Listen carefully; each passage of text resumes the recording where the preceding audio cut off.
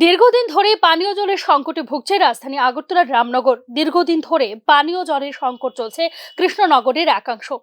রাজধানী আগরতলার অভিজাত এলাকা বলেই পরিচিত রামনগর এবং কৃষ্ণনগর এলাকা, অথচ দীর্ঘদিন ধরে এই এলাকাগুলিতে পানীয় জলের সংকটে ভুগতে হচ্ছে সাধারণ মানুষকে। তাৎপর্যপূর্ণ বিষয় হলো, ভুক্তভোগী এই দুটি এলাকার পানীয় জল ব্যবস্থাপনার দায়িত্বে রয়েছে রাজধানীর শিশু বিহার স্কুল সংলগ্ন DWS এর শাখা কার্যালয়।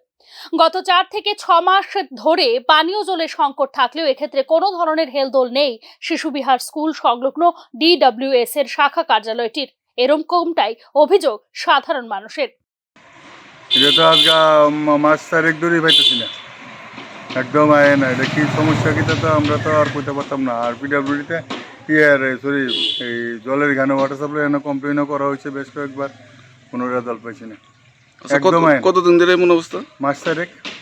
এদিকে এলাকার এই নিত্যদিনের সমস্যা নিয়ে বারবার শিশু বিহার স্কুল সংলগ্ন পানীয় জল এবং স্বাস্থ্য বিধান দপ্তরের শাখা কার্যালয়ের দ্বারস্থ হয়েও সমস্যার কোনো সমাধান হচ্ছে না বলে অভিযোগ স্থানীয় এলাকাবাসীদের। উপরন্তু অভিযোগ নিয়ে গেলে তাদের সঙ্গে দুর্ব্যবহার করা হয় বলে শিশু বিহার স্কুল সংলগ্ন পানীয় জল এবং স্বাস্থ্য বিধান দপ্তরের শাখা কার্যালয়ের সহকারী প্রকৌশলী বিশ্বজিৎ ঘোষের ওপর আঙুল তুলেছেন সংশ্লিষ্ট এলাকাবাসীরা। শুধু তাই নয়, মুখ্যমন্ত্রী এবং শাসক দলের নাম ভাঁড়িয়েই DWS এর এই সহকারী প্রকৌশলী দুর্ব্যবহার করেন বলে অভিযোগ এলাকাবাসীর। বিশ্বজিৎ ঘোষের প্রতিপত্তি এতটাই যে তার বিরুদ্ধে প্রকাশ্যে মুখ খুলতে ভয় পাচ্ছেন সংশ্লিষ্ট এলাকাবাসীরা।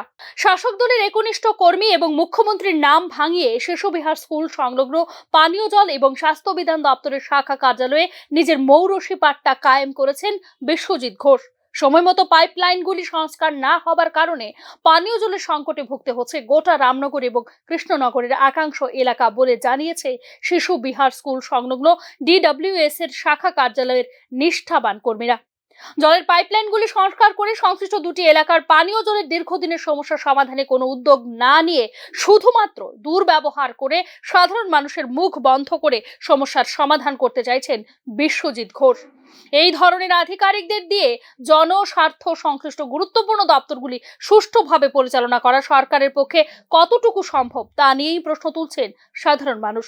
জনসাধারণের যেখানে রয়েছে সব ক্ষমতার কেন্দ্রবিন্দুতে, সেখানে নিজের নৈতিক দায়িত্ব ভুলে গিয়ে শুধুমাত্র নেতা মন্ত্রী এবং রাজনৈতিক দলের নাম ভাঙিয়ে নিজের আখের গোছানোর ধান্দাবাজ এ ধরনের সরকারি কর্মচারী এবং আধিকারিকদের পাপের প্রায়শ্চিত্ত কিন্তু শেষে করতে হয় সরকারকে।